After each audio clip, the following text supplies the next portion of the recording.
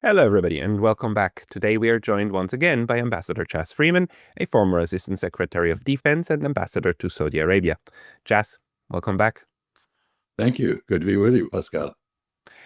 Chas, we have now seen that Donald Trump on the second or slash third day of the year attacked Venezuela. You, as a former U.S. official and a diplomat for the United States, what did you make out of this blatant attack on another nation?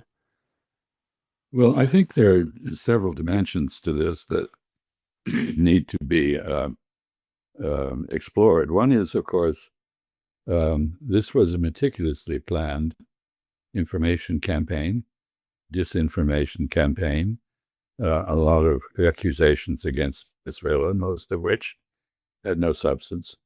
It was preceded by careful preparation of the press environment, the information environment, as well as by murders on the high seas of people who were suspected of being involved in moving drugs, not to the United States actually, but to Trinidad for onward shipment to Europe and West Africa.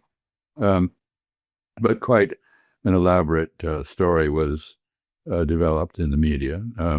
The Trump administration announced a revised version of the Monroe Doctrine, presaging a rampage through South America and the Caribbean, and presumably also Central America and North America in the form of Mexico.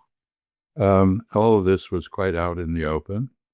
And I think Nicolas Maduro discounted it too much. He seemed to believe that Trump would not be serious. So the first thing is that the operation itself was very skillfully managed. The second is that it is entirely illegal, indecent, an atrocity, really. And I think it put an end to 3 centuries of effort to develop a rule of law facsimile internationally, starting with the 18th century and going on. And the last 50 years of the 20th century, or much of the 20th century, was spent by the United States trying to promote a vision of the rule of law internationally. That decayed by the time of the Biden administration into something called the rules-bound order, which was basically we make the rules and we enforce them on whoever we wish and exempt whoever we wish, including ourselves, from the rules. But I think what we're seeing is an international reaction that is building to this really outrageous repudiation of the whole idea of rules internationally. I've seen very strong statements by smaller countries, Singapore in your region, since you're in East Asia, Malaysia, Vietnam, Indonesia. And the fact is that the rule of law has 2 purposes. One is, of course, to provide predictability to the environment, so that the people can carry on business in a normal manner, pretty sure of what is and what is not going to happen. But more importantly, it protects the weak against the strong. And the strongest country in the world now, the United States, has just repudiated all consideration of the rights of everyone else. And this is in effect a sort of tyranny over the globe. I think, frankly, we've seen with the case of Gaza that words of outrage accomplish nothing.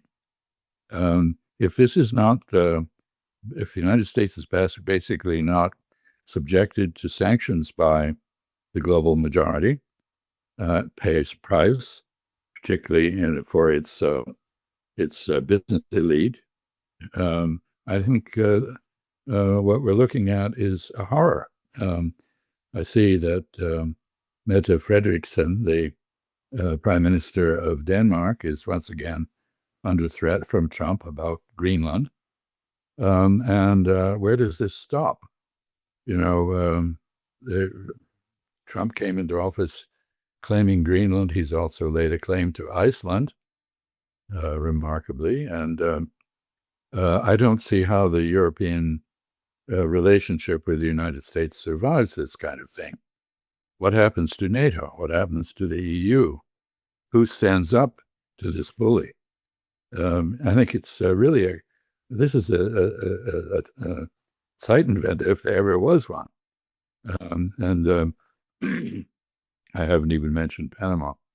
But setting a precedent, I just saw a wonderful cartoon somebody sent me which said there was a television broadcaster saying that in news of the Western Hemisphere, a peace-loving democracy has invaded and captured the leader of the dictator of a neighboring warmongering country.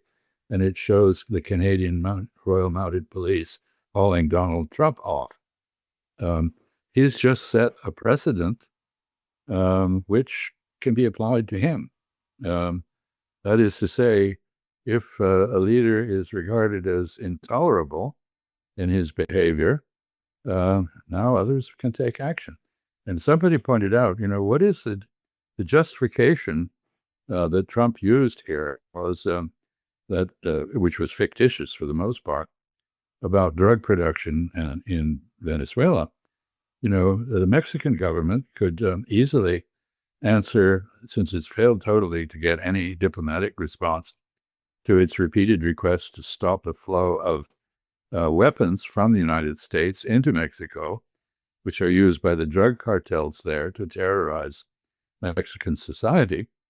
Mexicans, following this precedent, could simply bomb the places where the guns are made or stored, and they would have the precedent that Donald Trump has set as a justification.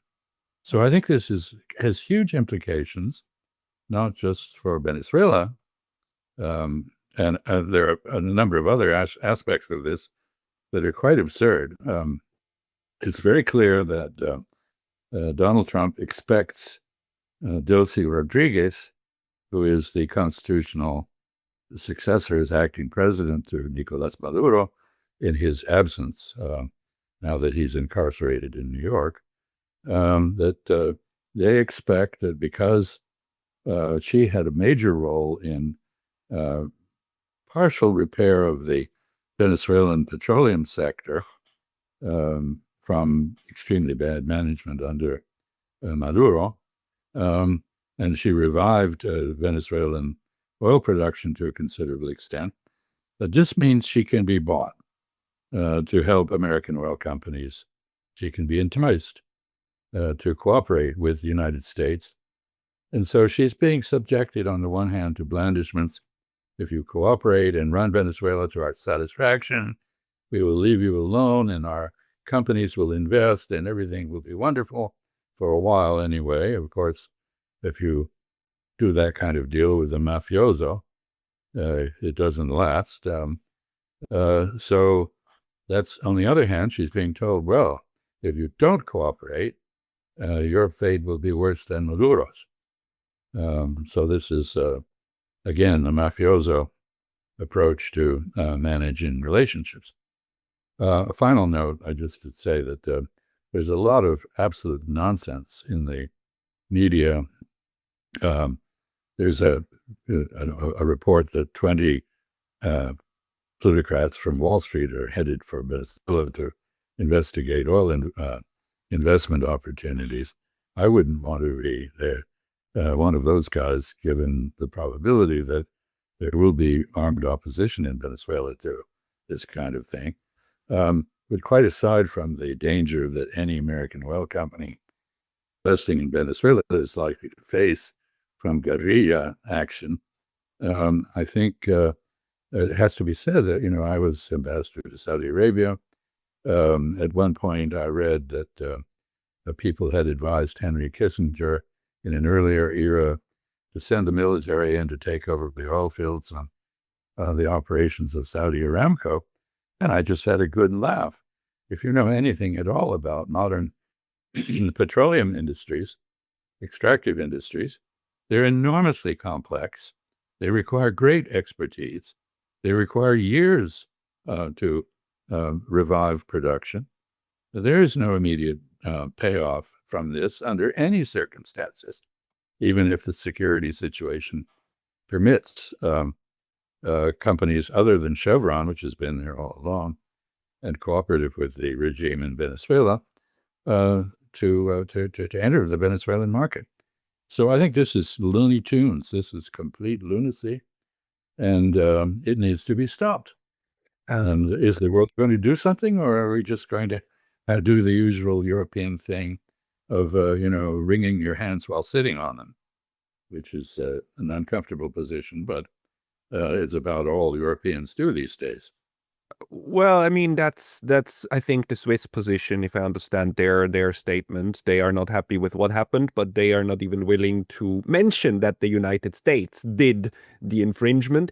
The European Union is more or less happy with saying that Maduro is gone. So they basically, without saying that we applaud what happened, they're saying like we're fine with the outcome. But may I ask you, like, because we do unfortunately have the precedent that these kind of operations can work. A lot of people say the Iraq war was a huge blunder and failure and whatnot. But the matter of the fact is that thanks to the 2003 invasion, the United States for the last 22 years, 23 years, has been controlling Iraq's oil. Successfully so. It also did so in Syria. So there is a history of successfully getting oil out of countries with war. I think the case of Syria is a pretty egregious one. It is clearly motivated largely by control of the limited oil production in Syria. But I have to correct you with respect to Iraq. The primary production is all Chinese companies. So we fought the war, and somebody else reaped the benefits economically. And of course, Iraq is still very unsettled as a society and a nation, and divided, and trying to get rid of the American troop presence and continuously failing. So that is not a success. And I'm afraid that this invasion of Venezuela is fairly typical of failed American strategic reasoning. So this is one time we invade, we remove the leader, everything else is supposed to be fine. We take out Saddam, everything is solved in Iraq. We decapitate the government in Tehran with the Israelis, and everything is wonderful. And no, it isn't. And if you take out, as we did, the leader of Syria, Bashar al-Assad, is everything wonderful in Syria? I don't think so. So this is a fallacy, and it's a perpetual one. And it is very interesting to me that Venezuela has followed its constitutional process and taken Delcy Rodriguez as the acting president. She's apparently a very competent woman, educated in France. As I said, has a stellar record of management of the mess in the Venezuelan petroleum industry. So she, Trump says, or rather Marco Rubio says, and Trump echoes, well, we can work with her. She'll run the country to our satisfaction because we have her, we got her between threats and inducements. I don't think that is necessarily going to be the case. And Venezuela is a country of 30 million people. Of course, many abroad have fled the misery that our 25 years of sanctions have imposed. This isn't the first time we've kidnapped a Venezuelan president. We did that to Hugo Chavez Frias in 2002 and installed a puppet government in Caracas. which the Venezuelan military then overthrew. And Chavez came back. He died of disease in 2013, I think. Maduro was a bad, not a very competent and probably fairly brutal dictator in his country. There's nobody much who has a kind word to say for him.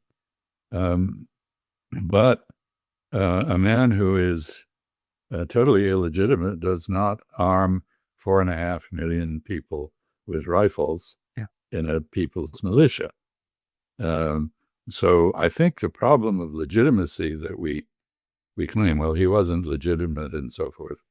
Well, first of all, who are we to say that? But anyway, even if he wasn't legitimate in terms of having stolen an election, which we claim may be true, maybe not, that even if he wasn't legitimate in that sense, he was in charge of Venezuela, and people had accepted him in Venezuela for the most part. Those who didn't accept him, left for Colombia, Brazil, Chile, Ecuador, Peru, United States, other places.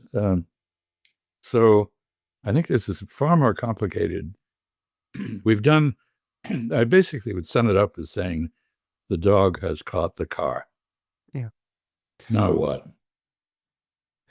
May I ask you that though, like there's a long history, a 200-year history of U.S. intervention in, excuse me, in Latin America, also in the Pacific, interventions all over the place, including, of course, places that today are part of the United States. Hawaii, right, was Right. started the process by being like having a coup done to its legitimate government, the Queen, back in 1894 or 95, I think, and so on, and South America, with Chile, with Allende, and so on, and with Panama in 89. There's so many examples, Nicaragua, whatnot. In what sense do you think the current example of Venezuela is different from, let's say, the Cold War interventionism in South America?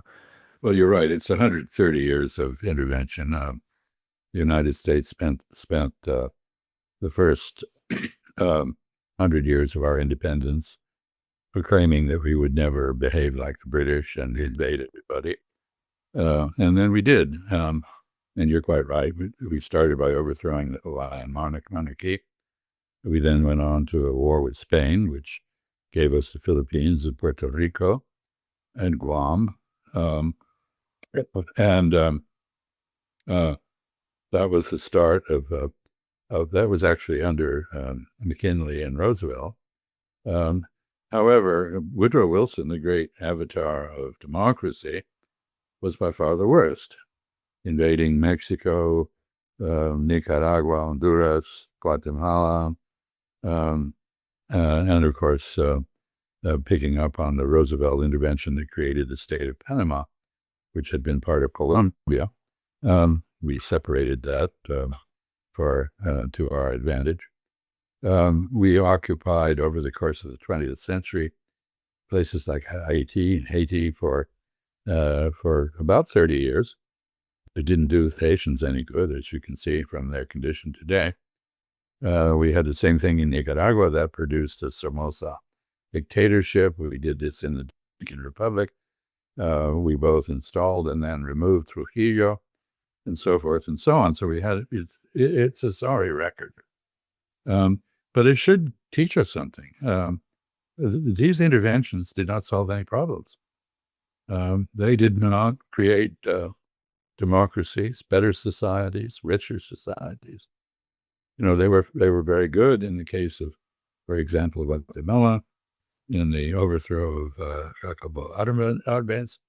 They were very good in terms of protecting the assets of the United Fruit Company, but they didn't do anything for Guatemalans.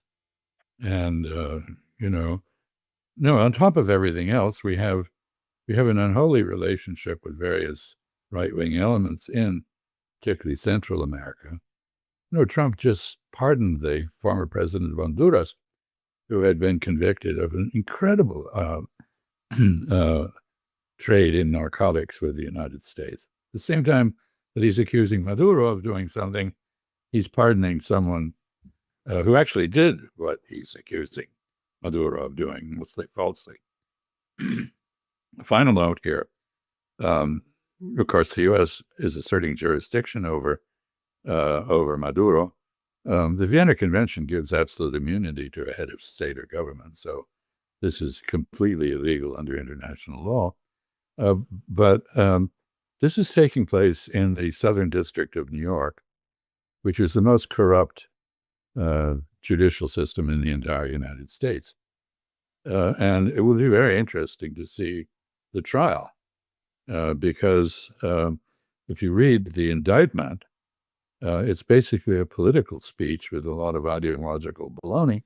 Yeah. I don't think there's much legal in there, and I don't know whether, as corrupt as that jurisdiction is, they can get a conviction. Of course, the precedent here that everybody cites is George H.W. Bush going to Panama and removing Noriega as the president, and then in convicting him of narcotics offenses and putting him in jail and so forth. That was widely condemned at the time as utterly illegal. It was. It's not a helpful precedent. But we have just set a precedent which is rightly regarded by smaller countries all over the world as very dangerous for them. Yeah. We don't seem to think it's dangerous for us, but I suspect it is. And and what will happen in the Ukraine context? Will Russia now feel they can abduct Zelensky from Kiev? It has the capability to do that. So, what have we started? We don't know. No, absolutely. I think this is completely right. The precedent and in general the kind of attack this represents on the norms of the entire system, yet let to speak on international law, are tremendous. Because again, like while taking out Maduro, pardoning the former dictator of Honduras who did the drug trafficking, it just shows you that the U.S., as you once said, you were the one who gave that example. The U.S. is doing rule by law, not rule of law, and it just it does whatever it wants, and it actually now says so. To everybody, because it's a great power, it can do whatever it wants. Period. And if you want to stop it, you and what army?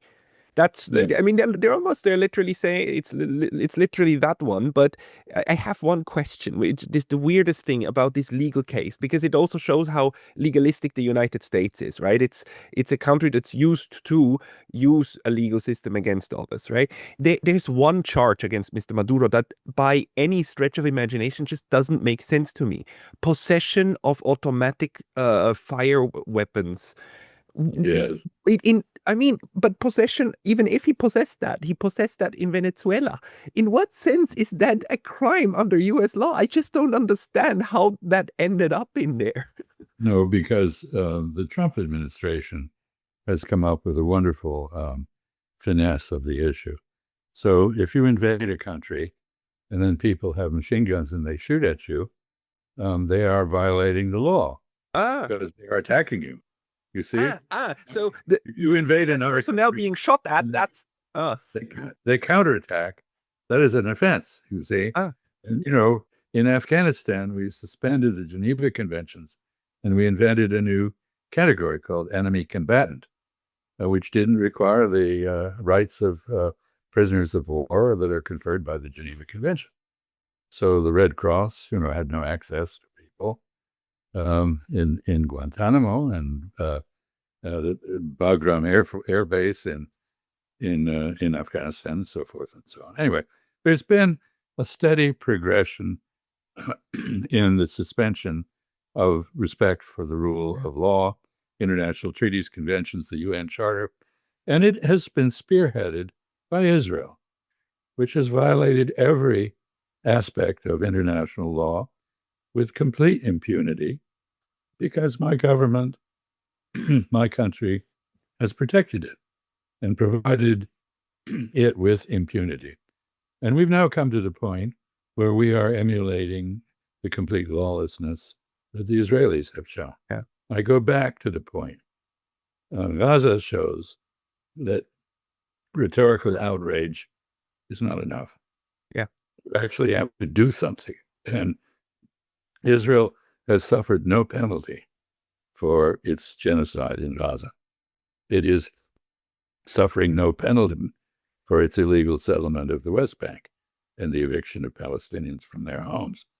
It suffers no penalty for the murder, even of Americans. Journalists, American journalists, Americans on the USS, on the Liberty during the 1967 war. Complete impunity. So this is the result. Yeah. If you have no penalty imposed, you go on doing whatever the hell you want. Yeah. And that is exactly what, as you said, that's what the United States is now engaged in. So what are we going to do about this? I think there a couple of things come to mind. First, the international legal crisis that this has created is paralleled by a domestic constitutional crisis. We might as well get rid of the U.S. Congress and the legislative branch. They do nothing. They don't even pass budgets. They shut down the government. They don't hold the president accountable for anything he does. They don't exercise their constitutional authorities. They have the responsibility to declare war, authorize the use of violence against other nations. They don't do it. They are a cult following the president. Let's just get rid of them. We might as well, since we have a dictatorship, we might as well just recognize that. Same thing internationally. Why do we have the United Nations Security Council? What the hell does it do? It serves as a forum for the United States to veto effective international action on issues on which there's a broad international consensus, whether those issues are climate change and combating it, or they are war and peace, or they are standards of human rights, or whether they are the issues of genocide and enforcement of judicial decisions by the International Criminal Court or the International Court of Justice. No, nothing is enforced because the United States vetoes it. In an earlier era, the Soviet Union did the same thing. So why do we have this institution? It's clearly ineffectual. What can be done to restore respect for international consensus-based norms? That is the question now before us. And I've always thought, we're far too hung up on the post-World War II institutions. Of course, they give great advantages to the United States and the Russian Federation, Britain, and France, China, the nominal victors of World War II, and they don't allow the same privilege to major countries like Japan or Korea, and India, and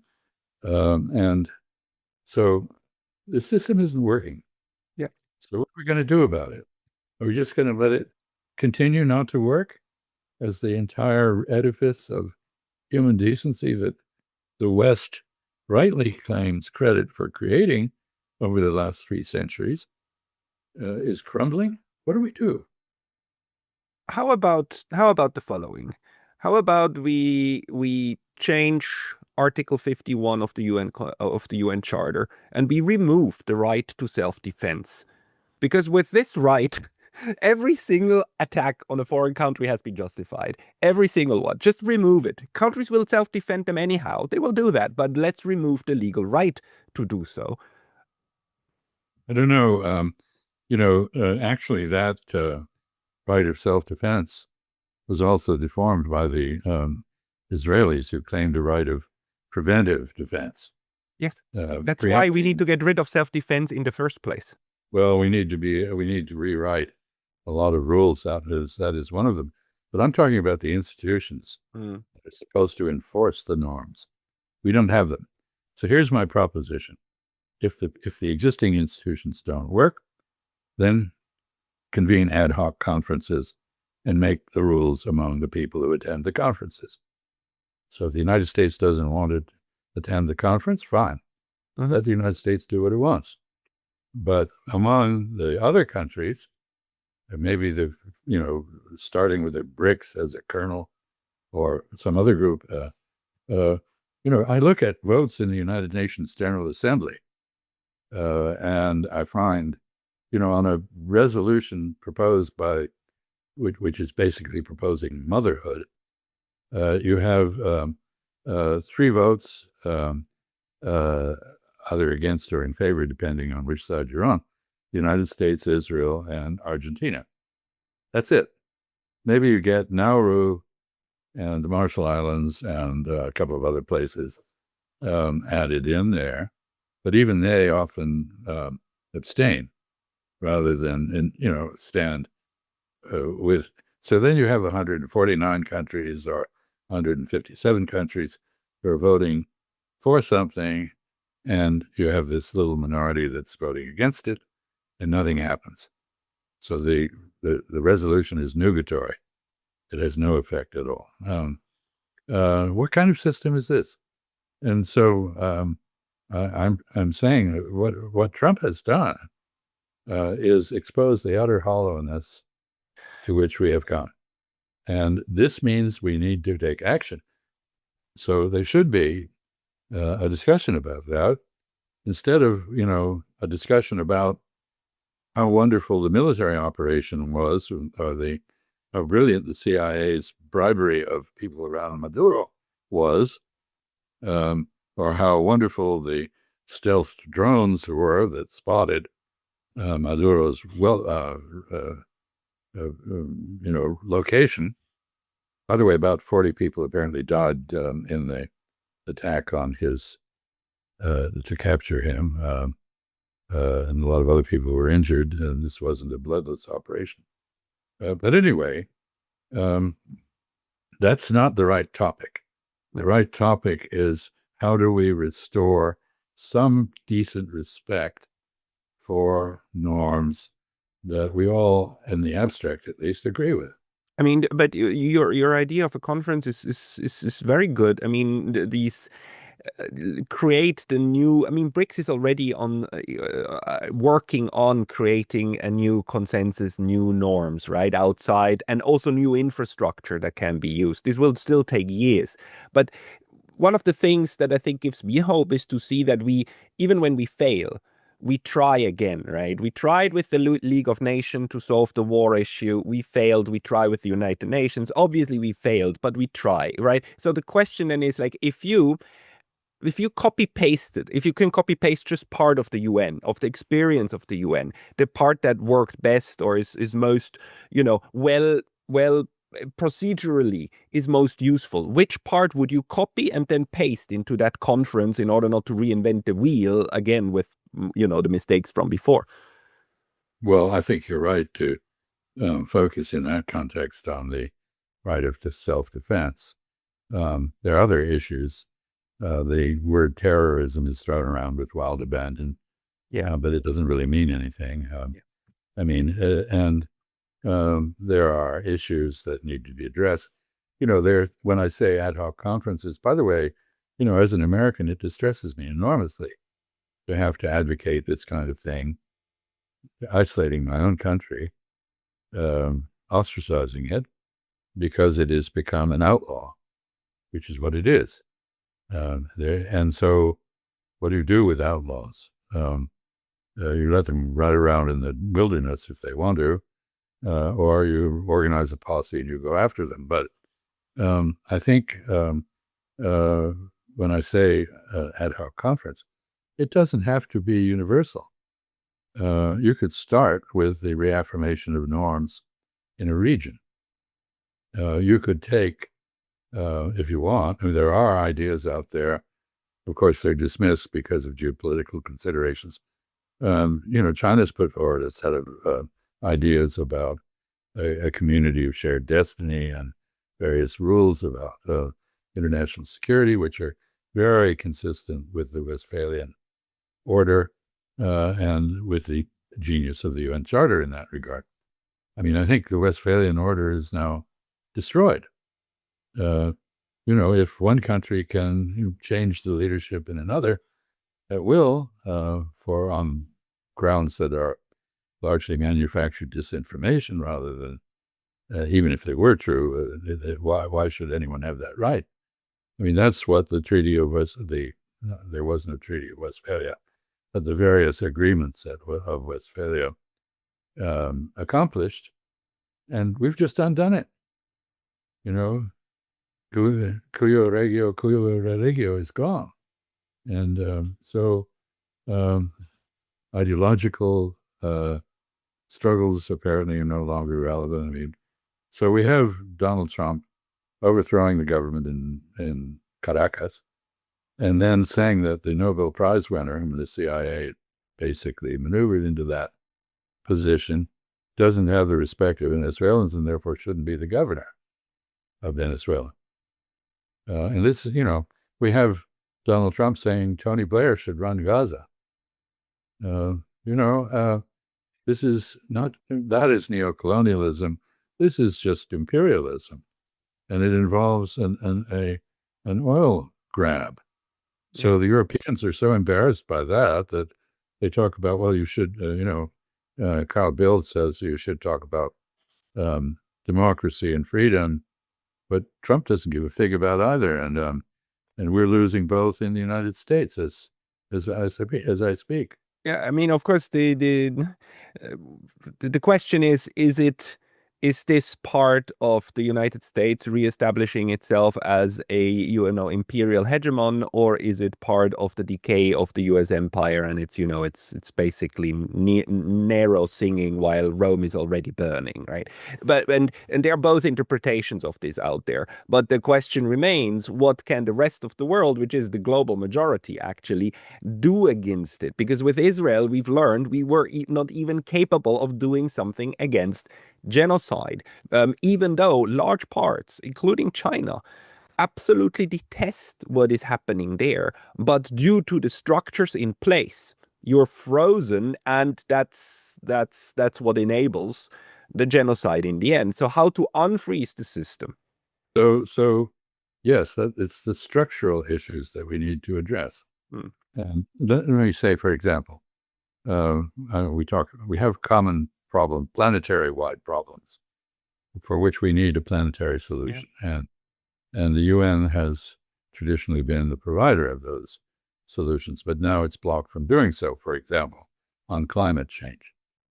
Well, we have carbon trading systems and so forth. People are trying to reduce carbon emissions. And so why not have a conference that says, if you don't reduce carbon emissions, we're going to tariff you. We're going to borrow Donald Trump's lexicon, and we're going to put tariffs on you. In other words, if you don't act responsibly, we're going to penalize you. And does that have to go through the UN? I don't think so. Could Europe say to the United States, okay, if you're not going to do anything about global warming, your products are going to get taxed. Yeah. To help us do something, and we're going to penalize you, and so you have to consider the possibility maybe you ought to do something about this problem. If you are invading other countries, maybe one of the things that has to happen is that there's an agreement on sanctions being imposed. In other words, not subject to the veto, to a veto right. Because it turns out that the worst offenders, at the moment at least, are the United States and the Russian Federation, both of which have acted entirely outside any legal framework. I'd say in the case of the Russian Federation, there is a case to be made that the severance of Kosovo from Serbia and the dissolution of Yugoslavia set a precedent for the Russian annexation of Crimea, but they didn't set a precedent for what is now going on, which is clearly illegal, even if strategically it has a justification. So, okay, there's a strategic justification. You do something illegal, you pay a price. Russia has been paying a price. Not enough. Because many countries, China and India, principal among them, don't feel bound by the need to punish the Russian action. So it basically, the Russians have impunity. They've not been isolated. They've been reoriented toward China, India, West Asia, and Africa. And so can we come up with structural fixes for these problems, which we have a lot of reason to understand these. And, I think you're not going to get that in the UN because you're going to get obstruction from one or another superpower. No. But the question is a very difficult one of how then to create something else. It's easy to say we need that, right? We all know we need it, but what kind of mechanisms that are already there can we use to do so? It would be lovely if the China just said, like, let's do a big conference, everybody, and we'll implement this. But they are probably not going to do that because China is not the one that exposes himself that much. Well, they also don't want to be the global leader. No, but on the other hand, what we see is that there's very strong adherence by a large part of people to the idea of the law. The idea of law, even of international law, is a strong one. And what we've tried to do is to create a suprastructure, right, that then imposes the law. Could we use the opposite and say, like, okay, let's start working on our individual countries, all 193 or 200 of them, and try to work bottom up to say, like, okay, we're going to force Switzerland to put sanctions. We're going to force Singapore to put sanctions if X happens. And we just need a mechanism to coordinate then bottom up approach. That's exactly my point. That this that people need to act, and if they can't act through the UN, they need to form coalitions to act, and to establish rules which they follow, and to impose penalties where those are appropriate. Also, this is what is happening internationally. The WTO has been trashed by the United States. And earlier India blocked the trade liberalization effort by the WTO. Now the dispute resolution mechanism is blocked by the United States. But what is happening is regional variants of the WTO are being enacted. So you have the RCEP in Pacific, in Asia Pacific. You have now the Shanghai Cooperation Organization getting into rulemaking on trade. The BRICS have not done very much on this yet, but they're a potential factor. I mean, you have a Canadian EU trade agreement that has a duplication of the WTO dispute resolution mechanisms built into it.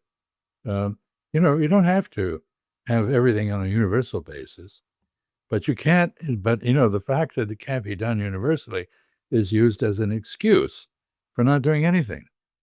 And you have, I must say, by the way, that the most disgraceful statement about the Venezuelan issue came from Kaya Kallas. Yeah.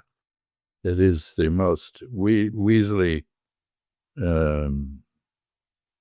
puppety. I mean, anyway, I have nothing good to say about her posture on much of anything these days. But very impractical and not even. Sorry, she's the author and autocrat of the sanctions against EU citizens and Schengen area citizens like Swiss Jacques. And I mean, it's a totalitarian mindset. So I'm not surprised that totalitarian mindset is kind of applauding the totalitarian mindset of another one. Well, I think yes, you and I have talked before. I don't know Jacques Baud, but I have the utmost sympathy for him. He's been victimized by an unelected bureaucracy, which has seized control of the European Union. And she's part of that, Kaya Kallas. And von der Leyen is part of it. I can't get over the fact that she's the Soviet-born daughter of a communist apparatchik. I just can't get over that. She's It acting. doesn't even surprise me that she's doing this. She's acting according to her heritage, I guess. But in the meantime, you know, I mean, there are all sorts of terrible issues in the United States. We are in a grave constitutional crisis. Obviously, we have a president who is utterly indifferent to the legal considerations, who uses the courts to ruin other people's lives by outspending them on lawyers' fees, and who ignores and who, you know, sues people for absolutely outrageous amounts of money on no basis at all. But I don't understand myself the complacency of many of my compatriots. You know, they sort of, people are groaning and moaning about this. Nobody's doing anything. And the same thing is true internationally. The United States is behaving in a completely lawless, callous, even sadistic manner. And what is being done to counter this? Nothing. You know, Keir Starmer says we'll look into this and make a decision. And Macron says, well, we hope there'll be democracy in Venezuela. And Kaya Kallas says, well, you know, we have to follow rules. No, I mean, this is again like the example of Israel shows it. If the inertia of the system does not stop something, or that if the inertia of the system can be abused in order to do these kind of crimes, then you get away with it, and that's all you need. You know, that's Exactly. good enough. Well, you know, And it unfortunately it works. So the question is, how do we overcome the inertia of the system, or how can we use the inertia of the system to our advantage? Because overcoming inertia is really, really hard. no, and of course, you know, there are other aspects of international law which have been overcome. I mentioned the Geneva Conventions, which are rather important. Yeah. By the way, there is a Geneva Convention that deals with the occupation of foreign countries, and that is going to be fairly important, whether the U.S. neocolonial occupation of Venezuela is indirect through a paramount chief, as it were, in the form, if we manage to seduce Delcy Rodriguez or intimidate her into cooperating, still those rules apply. There are other rules. For example, there's a right of armed resistance to occupation. You know, the Palestinians have not made much of that, but they have that right. And so do the Venezuelans. I don't think this is going to be a happy story for major American oil companies who think they're going to go in there and clean up. First of all, the cleanup process is going to take years. Second, I don't think it's going to be without casualties in the form of guerrilla warfare or other resistance, sabotage. You know, how can do you think the culture of Venezuelans, which derives ultimately from the culture of Spain, is one that puts a lot of emphasis on honor. And honor requires you to stand up and resist, and does not allow you to concede. Yeah. So I think this is, anyway, you know, the dog caught the car. Now what do you do? And I don't think Trump has an answer. I think his answer is, we're going to put a gun to the head of the driver, and, you know, then the driver is going to keep driving the way we want. I don't think that's necessarily going to be the case. I don't know Ms. Rodriguez, Vice President Rodriguez, at all, but I gather she's a woman of some principle and ability. And I think this is very questionable now, what is going to happen. And if, you know, this has all the potential to develop into a worse quagmire than Afghanistan was for the Soviet Union. I for the sake of Venezuela, I hope it's not going to go down that route, because it was for Afghanistan. I mean, the country is destroyed. There's nothing left of the way it used to be before '89. Anyhow, Ambassador Freeman, Chas, thank you very much for your thoughts and insights about and the analysis that you gave to us. People who want to follow you, they should go to your homepage in order to find your writings there, which you all like very skillfully collect and put on there. Is there any other place where people should find you? No, well, there's actually a new site in Azerbaijan that is deep faked me. Really? It has saying all sorts of things which I never said and never would say. Sorry. I feel quite honored to be in the company of John Mearsheimer, who also has this phenomenon. But it's an honor I would rather avoid. I don't know who's doing it, but no, and I apologize to your viewers for being passionate and incoherent tonight. But, you know, I'm very distressed, and I think we all should be, about the collapse of the vision that my country was formed on. We began with a statement appealing to the decent opinion of mankind, and we give no attention at all to that now. No. And we are everywhere seen as a threat, not a potential ally. And we are attacking our allies as well as our partners, friends, and foes. No, we not wise.